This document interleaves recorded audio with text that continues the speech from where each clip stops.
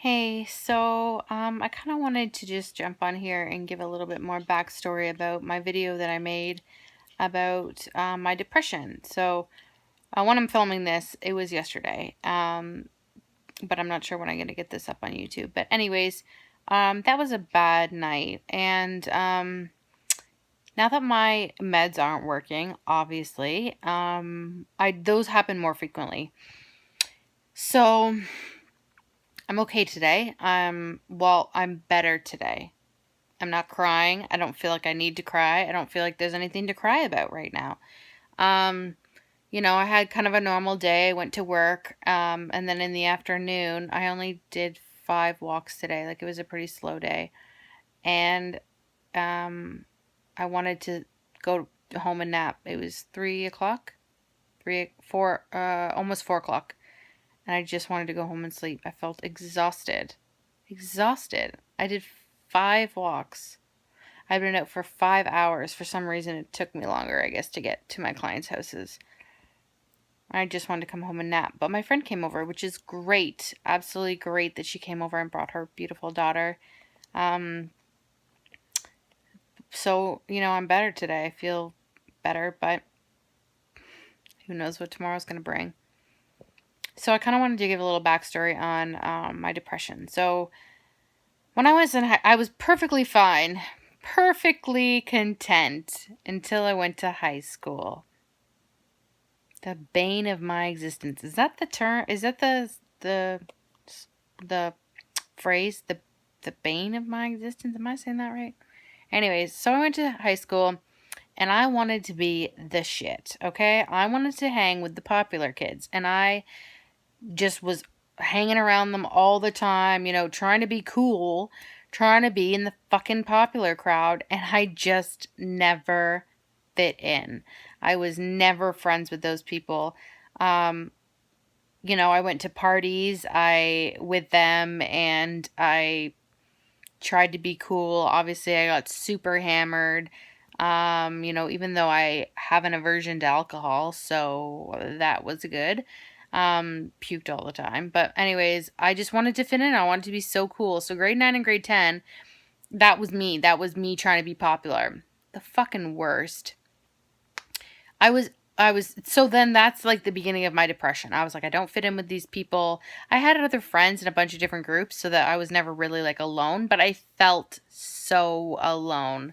So alone. So that was the beginning of my depression. And one night when I was at home, I was really upset. I was crying. I think everyone was asleep. It was probably pretty late at night, and I just wanted the pain to go away. I just wanted the sadness to stop.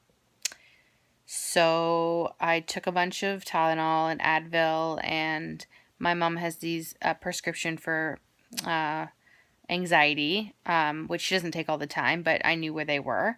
I took a bunch of those, took pretty much whatever I could get my hands on, and then I completely passed out, blacked out. I blacked out in my sister's bed. Oh, because all my sisters were away at university at that point. Um, I woke up the next morning. I guess when my mom got me up or whatever for school, and I looked at my text messages, and I had texted my boyfriend at the time throughout the night, and I have no recollection of it, no recollection of doing that at all. Like that's so scary to me thinking about that I completely blacked out and had I had no idea what I was doing. Anyways, so I said to my mom, I feel really dizzy. I'm gonna go back to bed and not go to school today, and she was like, okay. And then when she came home that night, I told her what I had done the night before, and she was obviously really upset. And obviously something was wrong. And she told my sisters who were away at school, and they were all really upset as well. I was really upset. So that was kind of the beginning of it. I knew I needed help, so she got me into therapy. And I didn't really like the therapist, but I did that for quite some time, probably about 5 months or so, and then I don't know why I stopped going, but anyways, um, so that was still like I still wanted to be popular at that time, that was still me, and even in grade 11, yeah, even in grade 11, I still wanted to be popular, but I was depressed and I was medicated. My doctor gave me prescriptions for antidepressants, so I was on antidepressants in high school, in grade 11. finally in grade 12, I was like, I don't give a fuck. I don't give a fuck. I don't give a fuck. And I started being myself. Thank God. And, myself is like weird and loud, and I like being the center of attention, being funny. I like people like laughing with me, like kind of laughing at me. And that was me in grade 12. And then I went off to university. I went to the University of Toronto.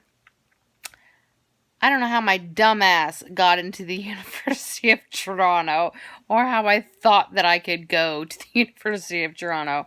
I did not do well in the first semester, the only semester that I attended U of T, and it didn't go well. And my boyfriend, who's now my husband, by the way, went to college like an hour and a half bus ride for me. So I didn't get to see him a lot. I had no friends. Like, I did have friends, but they were just so much freaking smarter than me. And not that like really makes a difference, but like I was just not in their league. When they talked, I was literally like, what the fuck are you talking about? Like, I am so dumb. Why am I here? So that didn't go so well. So I dropped out of university after the first semester, and then I had to work, obviously second semester, and figure out what I wanted to do. So anyways, fast forward, I'm now almost 28 years old, so I've been on antidepressants on and off for 13 years, which is just crazy to think about. And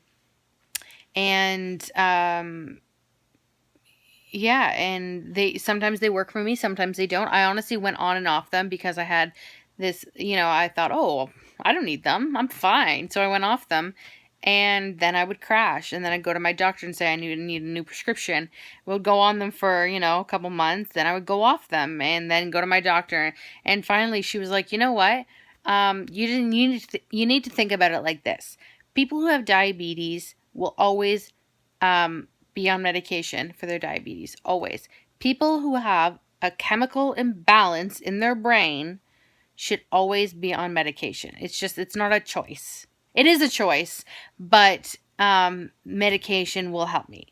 So then I went back on it. Finally, 2 years ago, a year and a half ago, my husband was like, okay, we're going back on medication. Me on medication. I'm going to help you. I'm going to remind you to take your pills, which is also something that I was terrible at. And so I've been consistently on them for a year and a half until they stopped working about 3 months ago.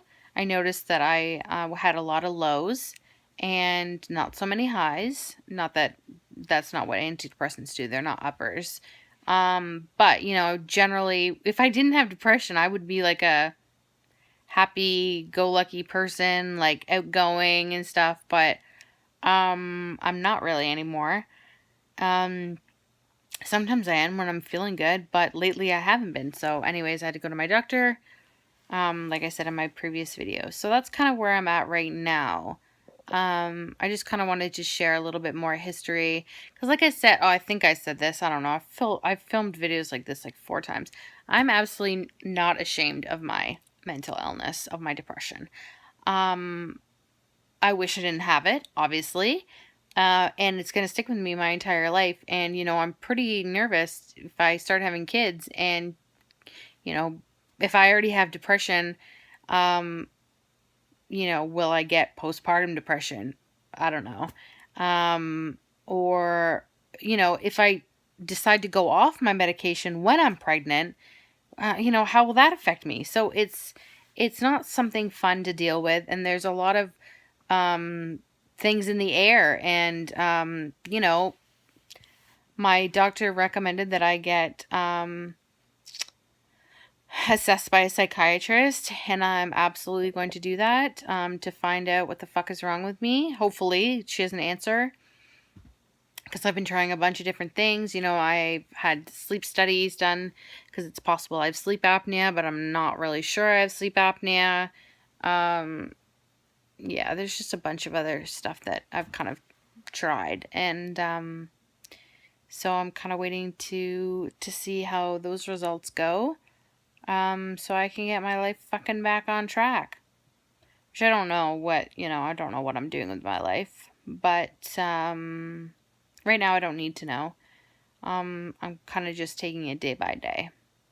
That's what my husband told me to do. Just try not to think about, the long term. Just try and be happy now. Live in the now. And it's easier said than done. But I'm trying. I'm trying new things. I'm going to try and teach myself how to play guitar because my husband has a guitar. I've been crafting more. I've been reading more. I made myself this little nook that I'm in. So if you have depression and you're watching this, just know you're not alone. There's so many of us out there. Know that we don't all have the answers. We're all still suffering. We're all still trying. And yeah, I don't know. I guess I don't know what to say to you. I mean, we're in the same boat, and maybe try new things like I'm trying. Maybe that'll help you. I don't know. It's just helping me, be excited for things. I'm looking forward to things, and that's always good. It's always good to have something to look forward to. So yeah, I guess that's kind of just like a follow-up and a little bit of backstory about me. I'm sure there'll be more on this channel about mental health because I'm just really passionate about educating people as much as I can, and getting rid of the stigma and around mental illness, and just having an open conversation. And if you have any questions, just ask them, or encouraging comments are always welcome too. So that's about it for now, and I'll see you guys later. Bye.